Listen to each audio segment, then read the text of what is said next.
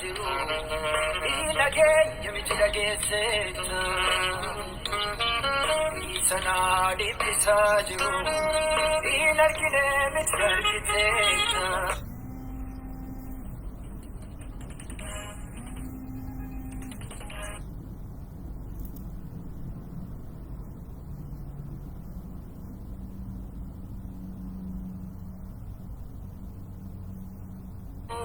Injirata makalasa, perché mi dagessetta,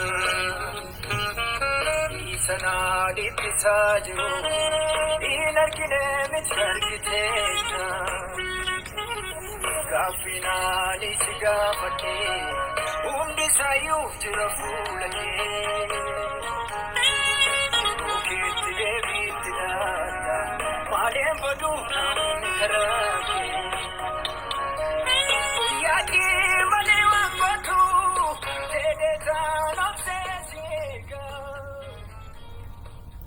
Nagaan Waaqayyo hunduma keessaniif haa baay'atu.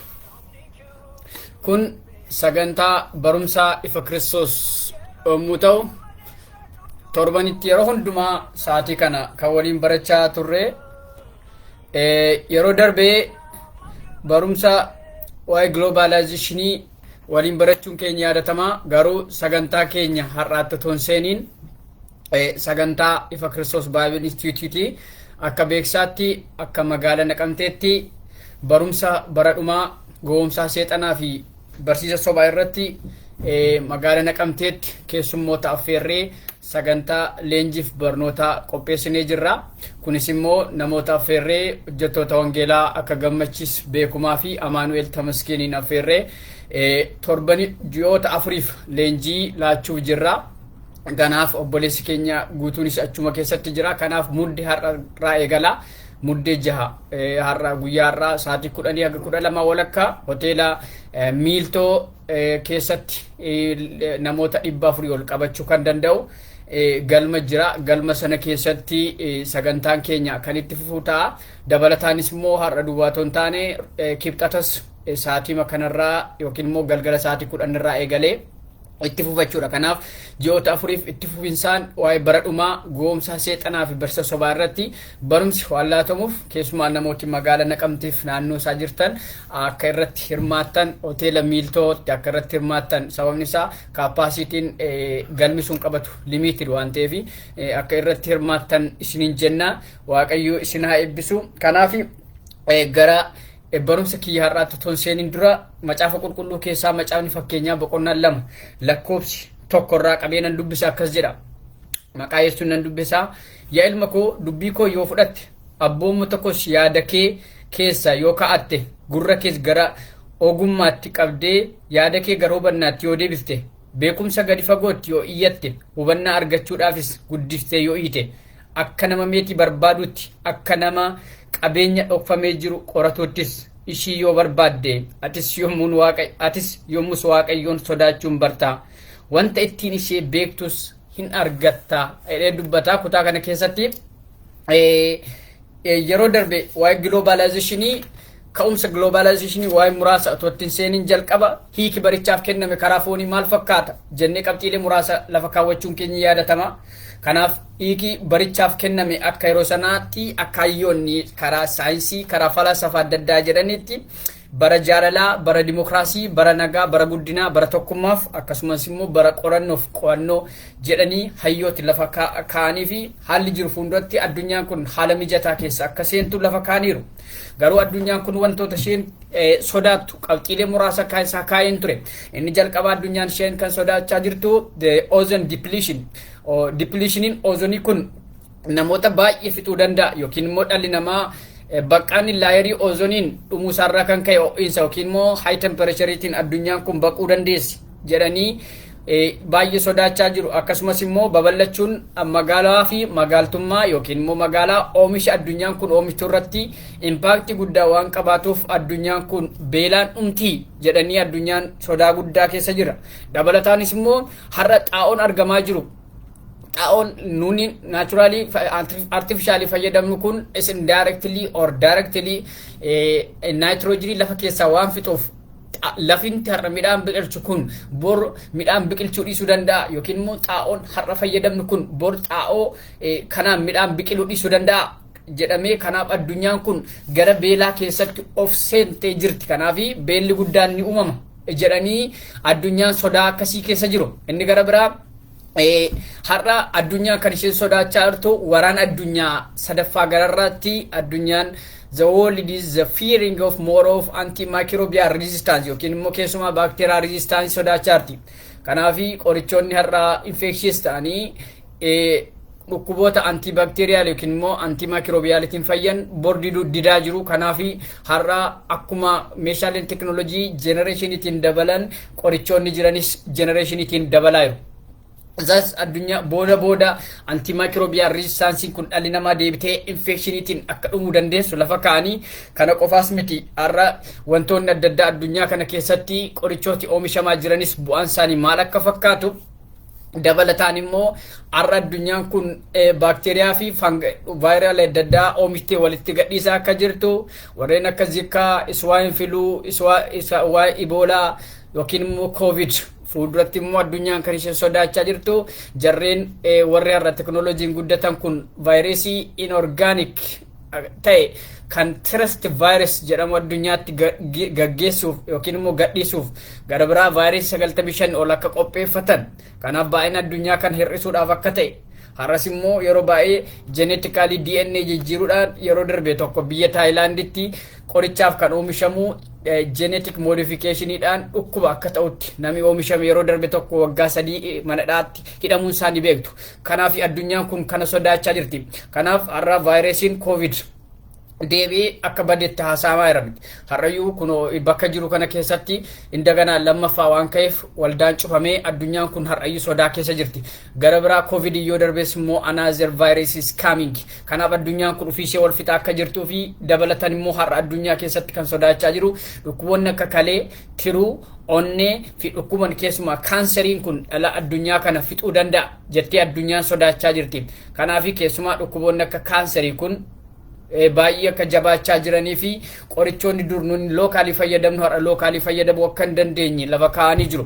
Kanaaf har'a kaanserii tiriit gochuudhaaf yeroo baay'ee qorichoonni isaanii jiran muraasa waan ta'eef keessumaa har'a genetic recombinant DNA tti warri fayyadaman qorichoonni kun nuti affoordii gochuun isaa baay'ee difficultiidha. Sababni isaa qorichi tokko marfeen tokko siriinjiin tokko amma birrii 100 1,200 oliiti. Kanaaf baay'ee kolfaataa ta'ee fi addunyaan kun bifa kanaatiin inni gara biraa depletion of the minerals was also another challenge. Kanaaf mineraalonni yookiin immoo albuudonni jiran dhumanii namni mana ijaarratuyyuu dhagaa irratti wal fixuunsa oola. Kanaaf jedhee waggoota lamaan dura ibsa naasaan baasee hubachuun hin danda'ama. Kanaaf addunyaan kun bifa kanaatiin jirti. Addunyaan har'a manni yaalaa isheen bal'iftu manni yaalaa nama fayyisuu gararraatti namoonni baay'een siruu hospice care yookiin immoo palliative care fataa jedhanii akka du'aniif haala mijeessaa jirti. Kanaaf addunyaan fayyisuu gararraatti haala kana keessa jirti jennee saniin booda waa'ee globalization odeessinee just globalization is just on put on 1961 dictionary rakanin ta'e bara Gregorian calendar bara 1961 yoo ta'u just says that globalization is the process of international integration arising from interchange of different products, views, ideas, as well as advancements in technology, infrastructure, telecommunication, as well as transportation that leads to further interdependence in economic and cultural activity jedheka. Kanaaf addunyaa dirree tokko yookiin immoo mandara tokko akka ta'etti lafa kaa'ee kanaaf alli namaa otoo gara teknooloojiitti yookiin globalizationitti hin dhufin dura taateewwan gurguddaa dhalli namaa dabarseera. Inni jalqabaa bara pre-modernism yookiin immoo bara dura ammayyummaa jedhu. Dhaloonni kun dhaloota gaaffii hin gaafanneef waan itti himan immoo callisanii kan fudhatan. Kanaaf jara kanatti bara sana keessa dhaloota turanitti gaaffii hin gaafatanii gaaf ufii waan itti himtan garuu daareektiilii fudhatu turan. Kanaaf siin waaqayyo si uume yoo jettan yes jedhanii accept jedhanii dhaloota fudhatan turan. Inni gara biraa bara new modernism yookiin immoo new jechuun haaraa jechuudha. Bara haaraa kana keessa immoo gaaffii hin gaafatu. Deebii hin laattaniif garuu itti quufanii fudhatu. Eenyu nu uume gaafa jettan waaqayyo si uume gaafa jettanii deebistaniif yes really jedhee dhaloota fudhatu ture. Inni gara biraa bara modernism keessa dhaloonni kun gaaffii gaafatu. Gaaffii gaafataniif garuu deebii hin laattaniif they require more modification yookiin immoo ibsa bal'aa explanation ni barbaadu. Kanaaf eenyuun na uume jedhanii sin gaafatu waaqayyo si uume gaafa jettan attamiin na uume yoo jettan waaqayyotu biyyoo lafaatti hafuura baafatee si uume jettan shakkii malee fudhatu. Inni gara biraa bara globalizationii kana keessa yookiin immoo post modernizationii kana keessa immoo dhalooti kun gaaffii gaafataniif deebii hin laattaniif kan itti quufan miti. So they require another further explanation waan qabatamaa barbaadu. Kanaafi waaqayyo si uume yoo eenyuun na uume jedhanii gaafa gaafatan waaqayyo si uume yoo jettanii deebistan akkamiin na uume jettanii gaafa sin gaafatan bifa akkasiitiin waaqayyo biyya lafaatti hafuura baafatee dhala nama uume sanii booda dhalli namaa wal horee jiraatee bifa kanaatiin har'a ga'e jettanii yoo timtan mee har'as waaqayyo haa uumuu jedhu. Keessumaa mostly post globalizationii booda dhaloonni jiru waaqayyo qabatamaa barbaadu. Waan qabatamaa barbaadu core value hin qaban duudhaa mataa isaan hin qaban seenaa mataa isaan hin qaban dhugaan they are relative in front of them isaaniif dhugaan relative dha malee qabatamaa miti. Kanaaf keessumaa dhalooti bara globalizationii keessa jiru the reality is unjust they are saying it relative truth is relative waan qabatamaa ta'uu isaanii sonaa kan hin qaban dhugaaf gatii hin qabne. Kanaaf they are most probably they are just dhaloonni post globalizationii keessa jiru qabatamaa waaqayyo irraa barbaadu. Kanaaf yoo cubbuu hojjetan waaqayyo meena ajjeesu jedhanii qabatamaa barbaadu. Kanaaf akka isaaniitti waaqayyo wajjin ta'anii mana bunaatti buna dhuguu barbaadu. Mana shayiitti shayii dhuguu barbaadu. Kanaaf waaqayyo wajjin directly liivii haasa'uu barbaadu. Kanaaf qabatamaa barbaadu. Waaqayyo yeroo dha'u yeroo rukutu dhahanii barbaadu. Yookiin yeroo har'as waaqayyo qo'uu barbaadu. They are dhaloota shakkisiisoo dhaloota akkasii keessa jirra. Kanaaf dhalli namaa pre-modernism, neo-modernism, modernism, post-modernism. Now we are in the post-globalization stage. This post-globalization stage kana keessa dhalli namaa to gara kanaan dhufiin wantoota adda addaa jijjiiramni adda addaa dhufeera. Wantoota dhalli namaa hedduu jijjiirama fide keessa haalli barnootaa barumsaa jijjiirameera. Haalli information wal qabachuun yookiin immoo information sharing har'a addunyaa kana keessatti jijjiirameera. Har'a baroota kana keessatti unlike the previous of neo-modernism, modernism and the post-modernism, the way of information sharing. Haalli nyaataa jijjiirameera, haalli jireenyaa jijjiirameera, qorannoon jijjiirameera, oomishtummaaf haalli oomishaa jijjiirameera, falaasamni amantii jijjiirameera, argannoo guguddaan jijjiirameera. Garuu wanti sin dhibu har'a addunyaan kun wanti har'a qorannoo irra jirtu kun boru kan nama dinqisiisu miti seenaa ta'eefa. Sababni isaa borus kana caalaa ta'utu dhufuuf jira waan ta'eef qorannoo haaraa jira. Kana duwwaa otoo hin taane har'a addunyaa kana keessa soolaariif sirni soolaarii tootaalii jijjiirameera. Galaanaaf sochiin galaanaa jijjiirameera. Pilaanetoonni sochiin pilaanetoonni gaggeessan jijjiirameera. Barnootaaf akkaataan barnootaa geeddarameera. Daldalaaf akkaataan daldalaa geeddarameera. Oomishtummaaf akkaataan oomishtummaa geeddarameera. Kanaaf addunyaan kun bifa kana keessa jirti. Kanaaf jijjiiramoota kana duukaa wal qabatee globalizationiin faayidaan isaa maali yoo jenne kun namoota hundumaa ifadha. Globalizationiin kun wanti inni guddaan addunyaan kun walitti dhufeenya information sharingiif karaa baaseera. Kana jechuun addunyaan kun daldalaa fi walitti dhufeenya siyaasa waan hundumaan tokko akka taatu. Anis akkan bifa kanaa taa'ee sin duuka haasa'u dhaloota duukaa akka haasa'u informationiin akka jiraatu sababa globalization mukiin technology. This is a merit or the process of the globalization and the advancement in technology. Beekumsiif qorannoon addunyaa kun baay'ee jijjiirameera, haala mijeesseera. Qorannoo tokko gaggeessuuf argannoo tokkoof haala mijeesseera. Dabalataanis immoo faayidaan globalization kun ilaalcha namaa bal'isuun gararratti addunyaa kana keessatti dorgomanii mo'amuufis carraan akka jiru namni kamiyyuu lafa kam jiraatee kompiitii akka godhu keessa jira. Kun immoo addunyaan kun addunyaa qe'ee tokko akka taatee fi mana ofii ta'anii karaa baayibilikaalii lallabdoota hedduu dhaggeeffachuu irraa barachuu wal quunnamuun hin danda'ameera. Kanaaf baasiif dadhabbii tokko malee dhalli namaa fageenya irra taa'ee barnoota isaa barachuu danda'eera jechuudha. This is the advantages of the globalization. Kana duwwaa otoo hin taane dimokiraasii waan ta'eef dhalli namaa ergaa isaa gara barbaadetti dabarfachuu danda'a.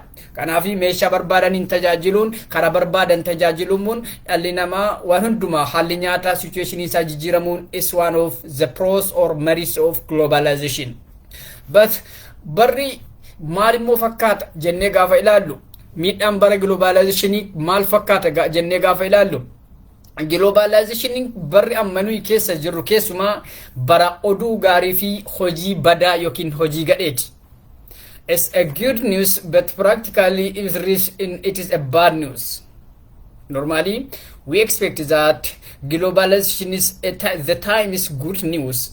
Just during our speech, we expect that it's good news, but we expect that practically or practically is a bad news. The situation is that bara amma kana keessa bara itti miidhamniif lubbuun namoota akka salphaatti darbudha. Keessumaa namni hojii hojjeteen akka dhumu hojii wanta argannoo isaatiin akka dhumu har'a baratti baraan konkolaataa baay'ate baratti industiriiwwan keessa baratti baay'ate keessa waa isinitti hima dhalli namaa jireenya cubbuutti eega kufee booda gannat keessatti eega kufee booda hojii hojjetu kan keessatti cubbuutti eega kufee booda wantoota adda addaa jireenya isaa fooyyessuuf wanta inni goone hin jiru. Wantoota kana keessaa inni tokko waa uumuu ture. Dhalli namaa konkolaataa uumee ittiin deema. Har'a yoo konkolaataan nama ajjeese Waaqayyo keessaan qabu. Sababni isaa Waaqayyo siin uume naan uume malee konkolaataa keessa hin jiru shufeeris miti Waaqayyo. Dhaloonni baay'een yeroo hundumaa ofirraa fuunee gara Waaqayyootti dabarsina. Let know our role and your role, God's role. The primary issue is that knowing our role and God's role is an important thing. Kanaaf yeroo baay'ee ofii keenya balleessinee shufeerii boolla buuse shufeerii tugma konkolaataa gargashu malee takka Waaqayyoon gargashu. Namni dogoggora mataasaa fi seexanni yoo karaa dhaloota boolla buuse Waaqayyo hin komatamu. Sababni isaa har'a Waaqayyo haaduu kan itti siilaate yookiin cuubee kan itti siilaate foon akka itti kukkutattu shunkurti akka itti kukkutattu malee yoo itti nama waraante kan itti gaafatamu Waaqayyo miti namicha isa waraan itti gaafatama. Kanaaf nama haala komadhu malee Waaqayyo hin komatamu. Dhalli namaa yoo fuudhee ofiisaa meeshaa rasaasa bitee yoo ajjeese Waaqayyo hin komatamu. Sababni isaa namatu si waraane namatu si ajjeese malee Waaqayyo nama ajjeesu. Kanaaf dhalli namaa jireenya fooyyeffachuuf jettee ofiishee wanta ofirratti takaaltuun wal fixaa jirti. Waaqayyo garuu baroota keessatti hin komatamu. Bear in mind that Waaqayyo xaafii nuu laate malee bukoosaa yookiin daakuusaa nuu laanne. Waaqayyo xaafii nuu laate malee daakuusaa nuu laanne. Quurruuf Waaqayyo nyaata laate malee keessaa kan filatee nyaatu quurruudha. Kanaaf xaafii yoo nuu laatame nutu seeca'ee akka barbaadetti godhee daaksifatee bixxillatee yookiin buddeen tolchatee nyaata. Technology is by the way the product of God. Hojii harka Waaqayyootiin nuu laatame garuu itti fayyadamuu keenyatu bitaa nutti gale. Isa nuuf laatame dhiifnee isa nuuf hin laatamne keessa galle. Addunyaan kun waan hundumtuu daangaa qaba. Daangaa dhaloota baay'eetu daangaa cabse waan ta'eef. Yoo konkolaataatti hin deemnu yoo qodaa namaa baattee deemte qodaan sun yoo sirratti cabe Waaqayyotti hin gaafatamu kan qodaa cabse sii malee Waaqayyo qodaa gadi bu'ee hin cabsine. Akkuma isiniin jedhe yoo konkolaataan tokko kufee konkolaataan sun nama fixe Waaqayyo konkolaataa sana hin garagalchine Waaqayyo hin komatamu. Kanaaf dhalli namaa jireenya ishee fooyyeffachuuf jecha wantoota adda addaa uumtee ittiin wal fixxi rasaasa uumtee meeshaa uumtee ittiin wal fixxi. Addunyaan kun karaa tokko nagaa labsiti karaa tokko immoo nuukilar kompitiishinii keessa jirti.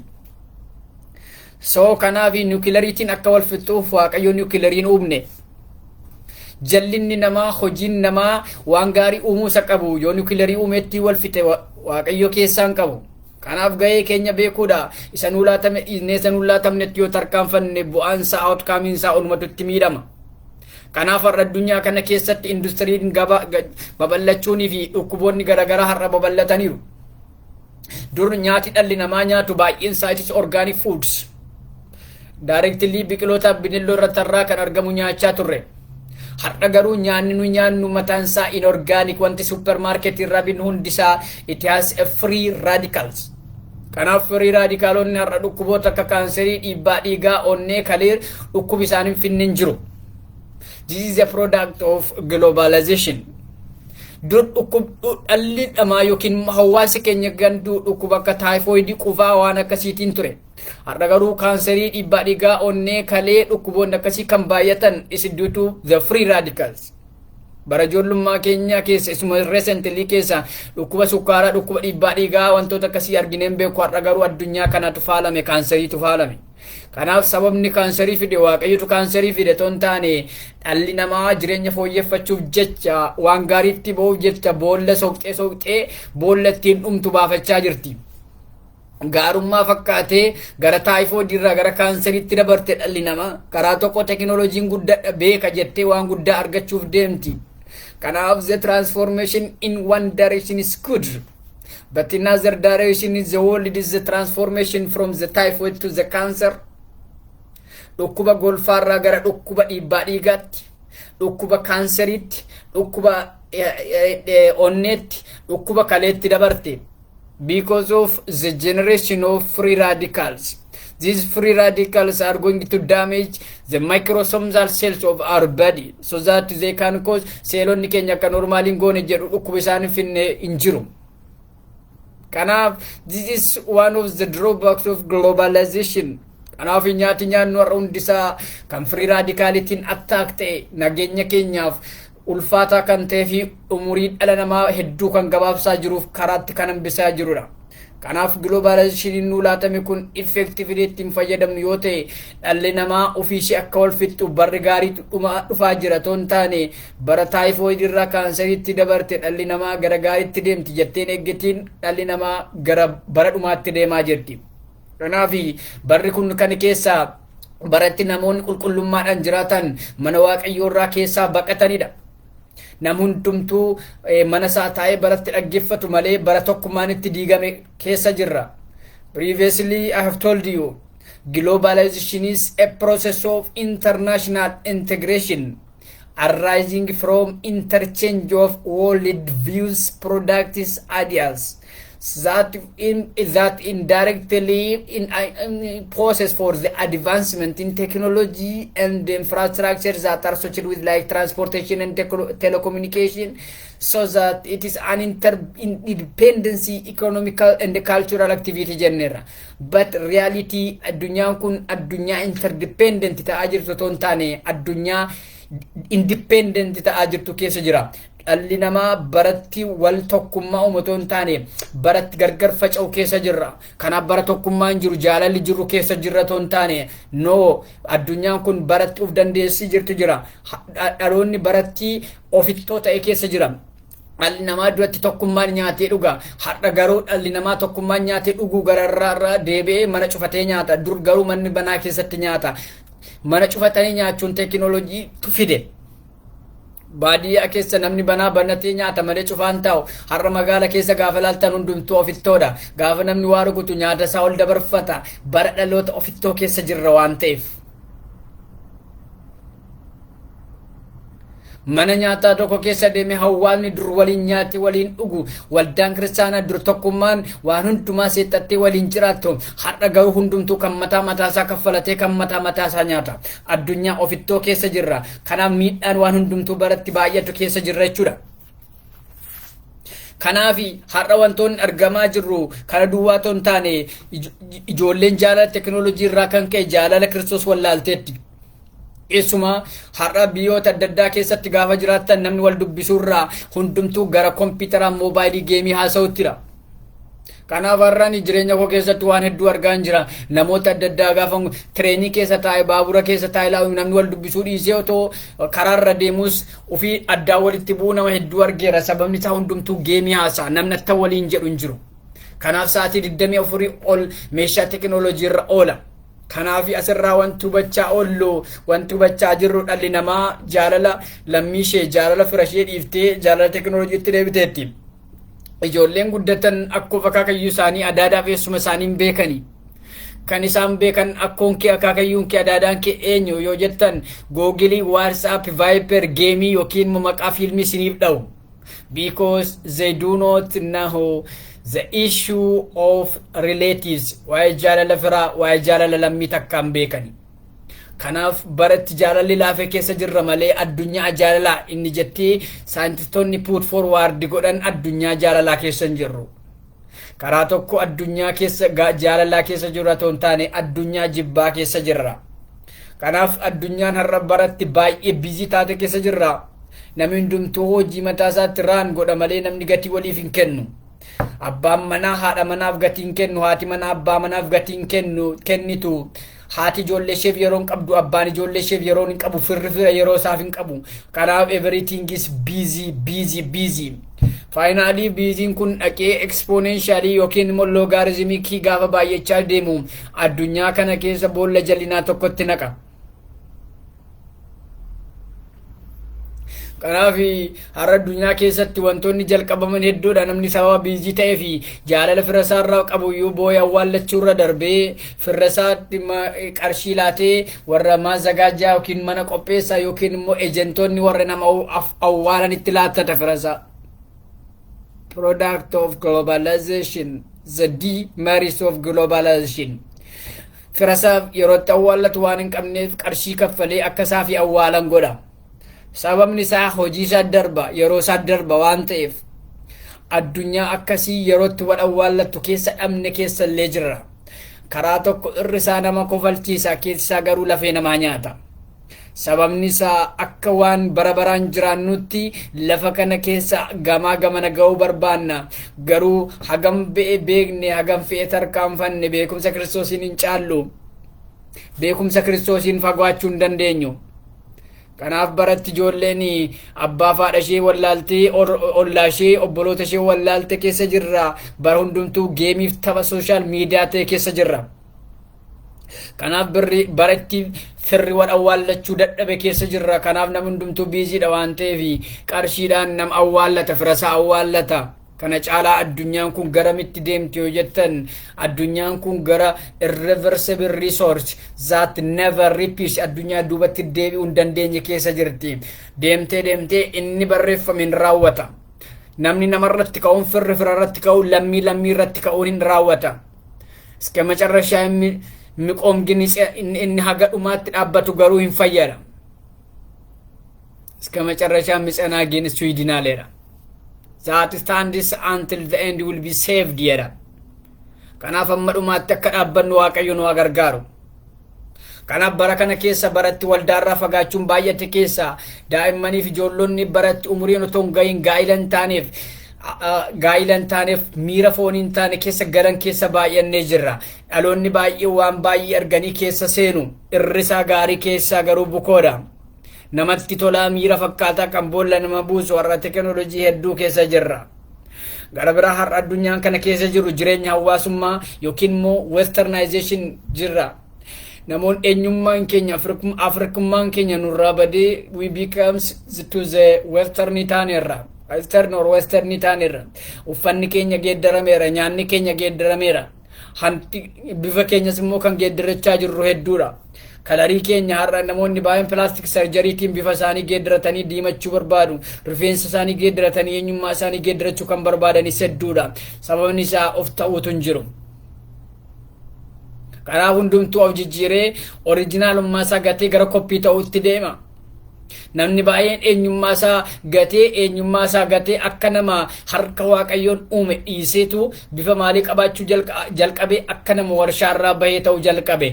Diddibamee yookiin immoo akka muka yookiin immoo siree yookiin immoo xarapheessaa mana iddootti hojjetamuuti dibamee qalamiin itti dibamee bahuutti dhaloonni baay'een har'a qalamii dibatee akka nama warshaa keessaa bahuu ta'eera. Wanti dibamu kun wanti mul'atu kun eenyummaa namaa sabakkee jijjiiruu fakkaata malee keessa namaan jijjiiru. Mr. X adis gurraacha dibate Mr. X mada. leveliin keenya irraa ol ka'ee nutti mul'ata malee borachuma jirra. Amman beeknus amman fagaannus beekumsa Kiristoos hin dabarru isiniin jedheera. Amman bareeddus amman qabaattus amman barattus amman guddattus umuriin kee waggaa 70 yookiin 80. Garmalee waan bareeddeef garmalee waan ofitti dibdeef ati adiis hin taatu. Garmalee waan gurraachofteefis gurraacha hin taatu. Gurraachoftes addaattis eenyummaan namummaa kee hin geeddaramu. Sababni isaa harki kun yoo cite eenyummaan koo hin irratu. Miilli koo yoo cite eenyummaan koo hin irratu. Gurri koo lamaan kun yoo cite eenyummaan koo hin irratu. Waan barbaade ofitti dibe eenyummaan koo hin irratu. ማንነታችን አይቀየርም አይቀነስም አይጨመርም. We never change our identity because ማንነታችን የእግዚአብሔር ነው. We have an ego. Ego keessanu ka waaqayyo bifa isaatiin gaafa nu uumeeru waaqayyo waan biraatiin otoo hin taane ego isaa nu keessa kaa'e malee waaqayyo bifa isaatiin gaafa nu uume gaafa jedhu akka kanatti akka keenyatti waaqayyo nu fakkaata jechuu miti. Garuu eenyummaa isaati inni waaqayyo nu fakkaate uume jedhu. Kanaaf ani waaqayyoon kan hin fakkaadhu ego yookiin immoo sammuu koo keessa kan jiru yaada koo mul'ata koo akeeka koo tarkaanfii kooti malee bifa koo gaafa jedhu isnaatti like physical appearance akka kanaatti akkuma jiinanus kana waaqayyo kana fakkaata jechuu miti. እግዚአብሔር ማንነት አይለካም. You can never measure the identity of the God. Kanaaf waaqayyo anan fakkaatu physically nan fakkaatu garuu eenyummaa koo tan waaqayyoon fakkaata. Waaqan na fakkaata osoo hin taane anatu waaqa fakkaata. Namoonni baay'een garuu jireenya isaaniitti teknoolojii waan adda addaatiin gaafa guddatanii gara waaqayyootti dhaquurra gara isaaniitti waaqayyoon fidatu. Waa tokko irratti kadhatanii waa tokko irratti godhanii እግዚአብሔር ወደ ህይወታቸው እንዲሄድ የሚፈልጉት ከራናን namoota baay'ee illee irra kana. Waaqayyo akkasan godha kootu irratti mallatteessi jechuu barbaadu. Sababni isaa waaqayyoon qabanii irratti proofii duwwaa barbaadu akka isaanii mallatteessu barbaadu.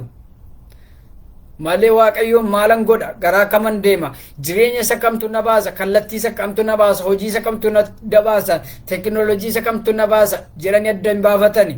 Ofii murteessanii waaqayyotti waamu. Ofii murteessitee waamte taana waaqayyo keessaa hin qabu.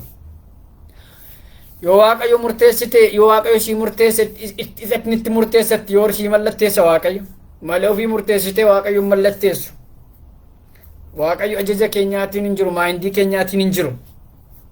Kanaaf addunyaan kun baratti ofitti taate keessa bara dhumaa kana keessa jirra. Kanaaf dhalooti kun baratti diigamu keessa jirra. Baratti haalonni diigaman keessa jira. Baratti guyyoonni diigaman keessa jirra. Obboleessa boleetti go. Technology has many pros and cons. Faayidaa miidhaa mataa isaa qaba. Isa gaarii ta'e keessaa barbaaddannu. Isa nu fayyadu keessaa barbaaddannu. Bara dargaggummaa keenyatti waaqayyoon haa sodaannu. Lafa barannutti waaqayyoon haa sodaannu. Lafa hojjennutti waaqayyoon haa sodaannu. Tajaajiluu jechuun akka kanaa madrakirra yookiin immoo taanii tajaajiluu miti. Hin baratta yoo taane lafa jirtutti waaqayyoof jiraadhu. Hin daldalta taanaan lafa waaqayyo jirutti jiraadhu. Tajaajilli tajaajila caalu la Kiristoos manoor no. It's not like of prophecy or like another reverend or any other. Luba ta'uu paasterii ta'uu qeesii faarfata lallabuu ta'uu miti. Inni kennaadha. Kan sitti laatame waaqayyoof jiraachuudha. Kan sitti laatame dhugaaf jiraachuudha. Kan sitti laatame lafa jirtutti tajaajiluudha. Gaafa dhumarratti deemtu ati wangeelaawwii hin taane hin jedhamtu. Gaafa dhumarratti gara waaqayyootti dhiyaattu ati paasteriidha miti siin hin jedhamu. Yookiin immoo ati paasteroonni asiin galaa hin jedhamu. Yookiin warri faarfattan asiin galaa luboonni asiin galaa hin jedhamu. Isin tajaajiltoota kooti hin jedhamu. Mana namaa yoo jedhu qulqulleessiyyuu bakka qulqullummaa keetti amanamtee hojii sirrii hojjetta taanaan ati waaqayyoon tajaajilteetta. Sekreetarii namaati tajaajilteetta. Inni kadhattu jechiteesse kadhattee waaqayyoof amanamteetta. Taanaan ati tajaajilteetta. Inni daldaltus jalli nama irratti hin godhin. Inni aangoo qabdus aangoo keetti hin fayyadamin. Inni bara qabdus bara keetti hin fayyadamin. Kan bara qabu, kan aangoo qabu, kan qabeenya qabu waaqayyo duwwaadha. Har'a jirta fakkaatta malee boru hin jirtu. Aangoon sitti nafu. Qabeenyi sitti nafu. Dargaggummaan sitti nafu. Dargaggoota waa sitti hima. bara ijoollummaa kee bara dargaggummaa kee waaqayyoof ta'i bara dulluma keetti waaqayyo sii ta'a. Yoo bara waaqayyootti harka qabdee waaqayyoon jiraachifte yookiin immoo waaqayyoof taatee dhalootaaf jiraatte bara dhuma keetti waaqayyo harka si qaba. Bara dargaggummaa humni maashaan kee irra tarkaanfatu boruun tarkaanfatu biiriin maayindi isaatti. Akka irraa kana miilli kee tarkaanfachuu dhiisuu danda'a. Agartuun kee akka irraatti arguu dhiisuu danda'a. Gurri kee akka irraatti dhaga'uu dhiisuu danda'a. Akka irraatti dubbattee dhageessifachuu dhiisuu danda'a. Humni hin darba. Beekumsi sin darba. Dhalataa si fuulduraa sin tuffatiin. Waaqayyoof jiraadhu bara dullummaa kee keessa harka si qaba. Lafa irratti harka qabamta dabartee immoo waaqayyoof mootummaa isaa keessaa qooda qabda. Kanaaf ibsi sasi harka jiru. Lafa kamuu jiraadhu. Hidhaa keessayyuu jiraadhu. Boolla keessayyuu jiraadhu. Rakkina keessayyuu jiraadhu. Dhabuu keessayyuu jiraadhu. Pirezidaantiis ta'e wanta kamiyyuu ta'e waaqayyo maqaa tokkoon si beeka. Lafa irratti waaqayyo nama hundumaa maqaa tokko laate warra isaaf jiraatan mucaa koo siin jedha waaqayyo. Malee waaqayyo jinanuu siin yookiin badhaasaa tola isaa achiin qaban jedhu. Mucaan koo tokko hojii dhabee akkas rakkachaa jira ka'een hojii barbaadaaf hin jedhu waaqayyo. Abaluun barsiifadheen barana eebbifadhan jedhu. Addunyaarraa nama digirii baratu amma kanaan qaba, maastersii baratu amma kanaan qaba, PhD amma kanaan qaba, nama qabeenya miiliyoon amma kanaa qaban qaba hin jedhu waaqayyo ittiin hin dhaadatu.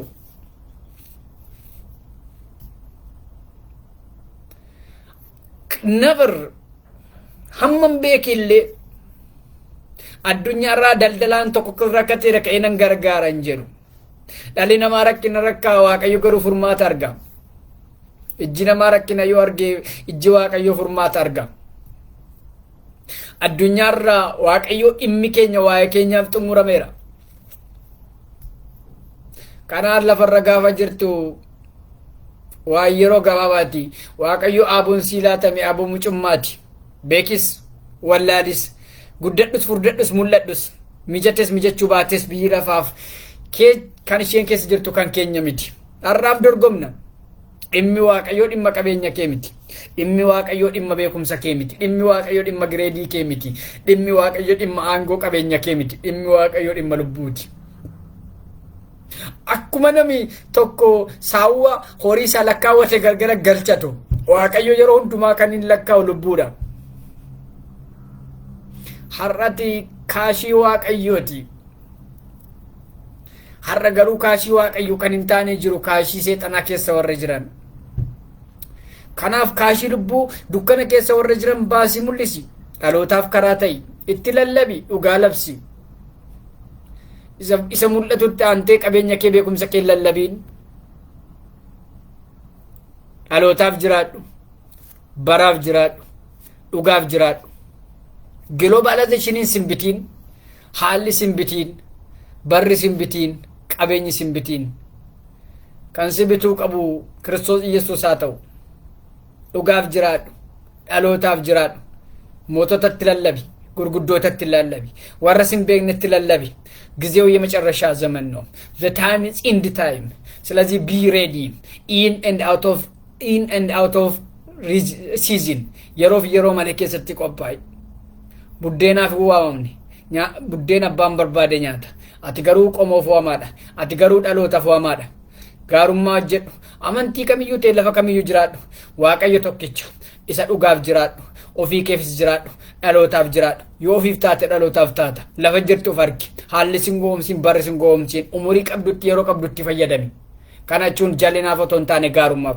Wanti hundumtuu si ilaallata. Except cubbuu. Kanaaf teekinooloojii keessa haasee caanu adda haa baafannu. Torbe dhufu waa'ee beekumsaa waliin baranna. Beekumsaa madda isaa waliin baranna. Hamma sitti nagaan naa ta'a. Ayyaanni waaqayyo isiniif haa ta'u. Faarfannaan baay'ee jaalladhu tokko sin dhageessisee isan sin affeera. Yeroof bara gaarii biyya keenyaaf lafa keenyaaf nagaan hawwa. Nagaan waaqayyo sin wajjin haa ta'u.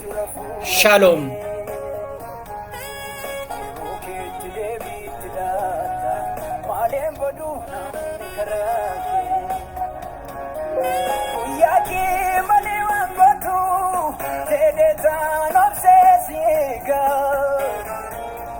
Rakona mam yo bayate namni baduunan beeka yeroo kee malee sannuftu jedheetaan obseesiga rakkoon hammam yoo baay'ate namni kee baduunan beeka namni kee baduunan beeka namni kee baduunan beeka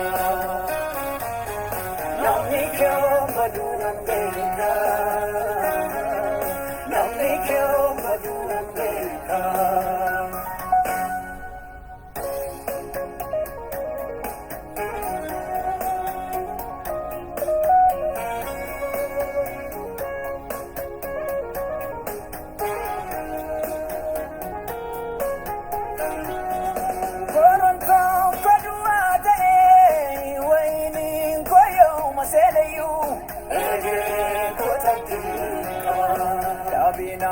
mana deeggaru arrabyoon tellaa deemeyyuu egeree kootatti qaba gaarummaan arra facaase faallaa yoo ta'eyyuu ittisa egeree kootatti qaba laftunaa yoo baay'ateyyuu injiraata makaraasa egeree kootatti qaba maafan siinoodhaa maafan sikomadha miilan ittiin deemu kun yookaan beeka maafan siinoodhaa maafan sikomadha ijaan ittiin laalu kun yookaan keedha maafan siinoodhaa maafan sikomadha sammuun itti yaadu kun yookaan keedha maafan siinoodhaa maafan sikomadha mootummaan qaama koo kun yookaan keedha.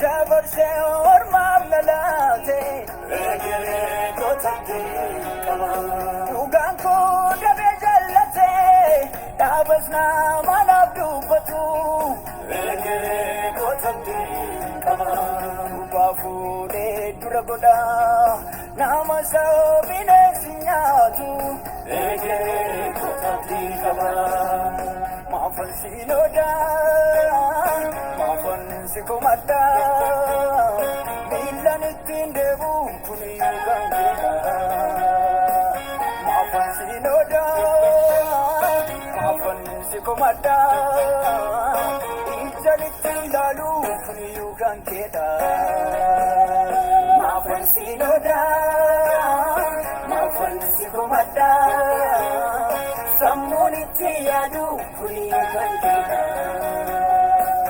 maafan siinoodhaa